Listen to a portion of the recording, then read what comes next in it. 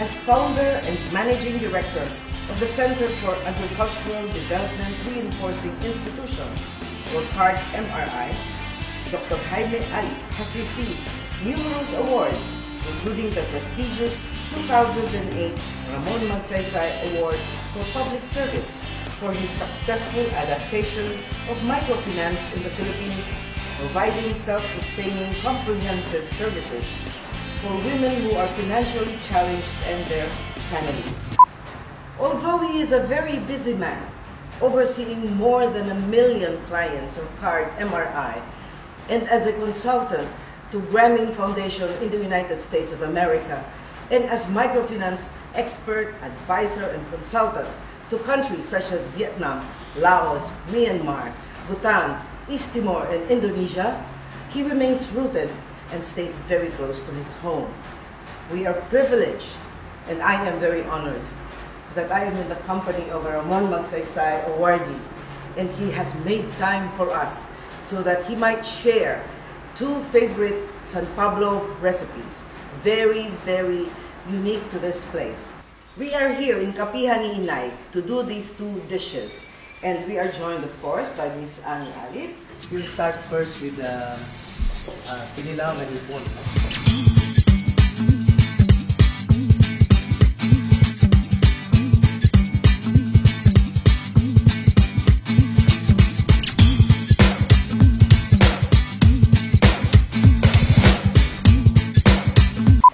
Actually, ang pagsimula niyan, meron ka munang alanganing niyog. No? Alanganing niyog? Oo. Alanganing niyog. Alangang niyog. Alangang niyog? Oo. So ito, kakayubin siya. Okay. Kakayubin siya. So, pag nakayod na yan, tatagtad din siya ng pinong-pino. Ito. Bukod sa kayod, may tagtad. Oo. Pagka nakayod siya, tatagtad din siya. Ito. Susunod na tatagtad din naman, itong palakpaking hipon. Palakpaking hipon? Bakit po palakpaking ang tawag? Kasi ang hipon na ito, special. Okay. Ang kinilaw na hipon, dito sa amin San Pablo, very authentic siya. Itong special din yung hipon, sa palakpaking lake mo lang sa makukuha. I see. Yan, ganun yan. Pag natagtad mo siya, ito na, ganito na yan. Very fine siya. Very, very fine. Susunod mo namang tatatadin itong sibuyas at saka bawang. Yung sibuyas ho, kailangan mapula. Oo, kailangan ganito yan. Pag yan natadtad mo na, susunod mo naman itong itong bawang. Yan. Bawang. Tatatadin mo rin siya. Yan. Pinong-pino din siya. Yan. Kasi pagka pinong-pino, pag pinaglawak-lawak natin yung mga ingredients yan, masarap siyang kainin. No? So, pagka yan paghahalu-haluin natin ngayon ito. Yan ho ba yung seasonal? May season, months of the year na plentiful sila? Or hindi naman. Parang all year round. Kaya nga lang, siguro mas maganda nga yung nire-recommend po nyo na baka dapat gawing seasonal para makalaki sila para makarami sila. Makarami sila. Oo. Seasonal lang naman in catching. Oo. Yan siya. Tapos, bawang po ang isusunod? Bawang ang isusunod. So, half a kilo of the hipon and wow! 1/4 na. Maraming bawang. Maraming bawang yan. Tapos ito, pag-halu-haluin natin. Wow! Yan. Sarap nito. Masarap ang amoy na. Oo. Yan. Haluin ngayon yan. Ay, sorry. Hanggang sa iba, kinakamay pa yan. Ginaganon? Oo, talagang mas malasad yan. Oh, siyempre. Oo, yan ang dyan.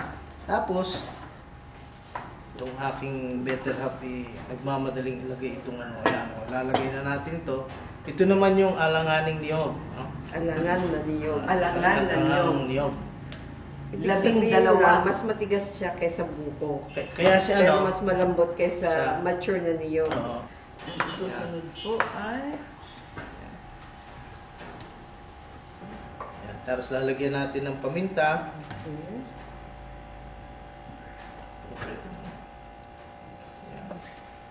Asin yan, asin. Yan na siya. Yan na. Yan na siya. Ngayon, ito kung hindi pa gusto nyo kainin, ito pwedeng itago muna, ilalagay sa frigidaire at yan, lagyan mo na sa frigidaire yan. Kung gusto naman kainin na, lalagyan natin ng kalamansi. Okay. Yan. Ano lang, note lang na pagkakainin mo na, saka mo lang lalagyan ng kalamansi. Just before. Oo. Kasi pagka natagalan yung kalamansi at hindi yung kakainin, maglalasang sabon. Technique din yan. Maglalasang sabon? Oo. Pwede rin naman, mas maganda kung in season yung kalamyas. Okay. Yung kalamyas, tatadadin mo rin. Isasama mo siya. Pwedeng hindi na kalamansi. Pero just the same, ganun din ang ano. Just before serving, Oo, iyahalo. iyahalo siya. So, this is a very authentic San Pablo cuisine. Palakpaking Kinilaw na palakpaking hipon. Oo. And we're really very proud of this. This is really very authentic. At dito mo lang makakuha yan, yung ingredients na yan. I see. Isusunod na po natin ang kinamatisang ayungin. Oo. And another rare Oo. fish. Itong ayungin na to, nakukuha mo lang sa lawa Mhm. ng San Pablo. So nakuha mo yung Sampaloc Lake, nakukuha mo yan dito sa Palakpakin, Calibato, at ibang lawa. Hindi mo makukuha sa ibang sa ibang lugar. So dito din lang sa San Pablo.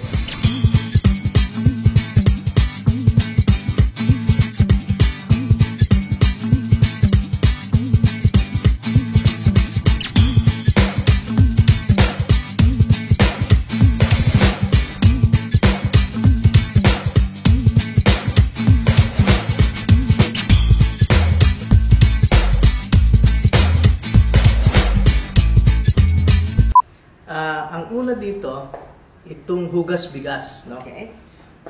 Mas maganda ang hugas bigas bukod sa masustansya, iba ang lasa, no? Pagka hugas bigas.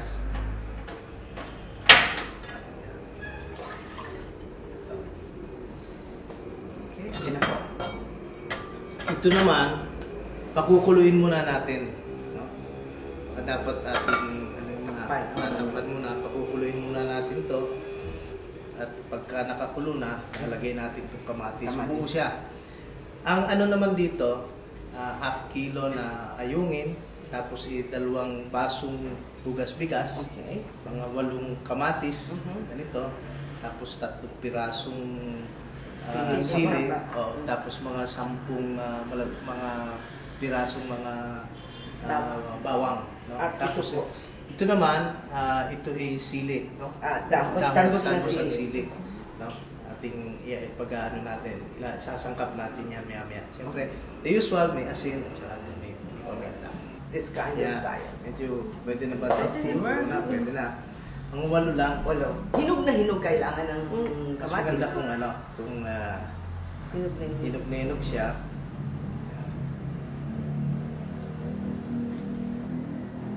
Ito. At Walo. Pwede na yung 8. Normally, yung iba gusto medyo marami-rami, maasim-maasim, nilalagyan nila ng 10, mga 8 to 10. Okay. Oo. So, hintayin natin kumulo ulit siya. Yung kamatis, pagka kulo na, at saka kumukulo na siya, medyo malambot na, pipisain natin yon. Doon sa loob. Doon sa loob mismo. No, pagka medyo liligisin. Ang term dito sa liligisin. Liligisin. No? Talagang medyo aanoin siya. Kaya hindi siya pinuputol-putol Hindi. bago. Hindi. Yung iba, sa normal na pagluluto, hati-hatiin mo. 4 pieces. Ito, hindi. Sasama mo siya dyan. Buo siya. Tapos liligisin mo siya. Para yung lasa talagang Nandun talaga siya. Hindi siya. naiiwan sa chopping board. Oo, hindi naiiwan. Hindi siya nag-escape. So yan, medyo Liligisin. Liligisin. Tapos, isasahog natin ito. Sili at saka bawang. 3 mahabang sili. Liligisin din po. Hindi na. Yung kamatis lang nililigis kasi ito, kailangan to, pampalasa to. Tsaka pag nilagay na natin yung ayungin, magbabalanse siya kasi yung ayungin medyo malagsa. No? Aha. So, yun yung parte ng technique yan. Lalagyan na natin itong half kilo na ayungin. Half kilo. Para po bang inilalatag? Hindi naman. Hindi naman. Mas maganda na naka-arrange siya para pagkuha, hindi siya maduduro.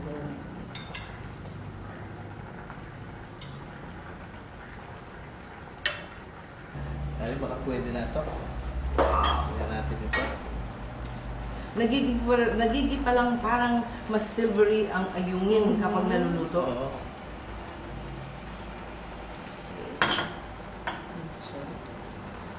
Tingnan natin.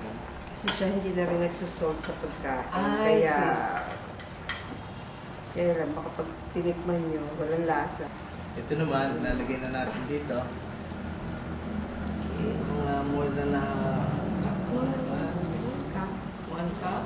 Maraming at least may gulay May gulay na. Pwede na natin patayin. Okay, and then just let it stay. I see. Maraming salamat po, but later on we will taste kinamatisang ayungin and kinilaw na hipon. All over, just one half. Tikman mo din yung luto. Yung iyong hinalo. So,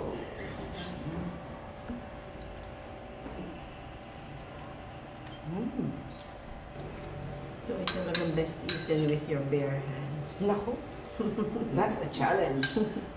Magaling ako pero I will make a mess.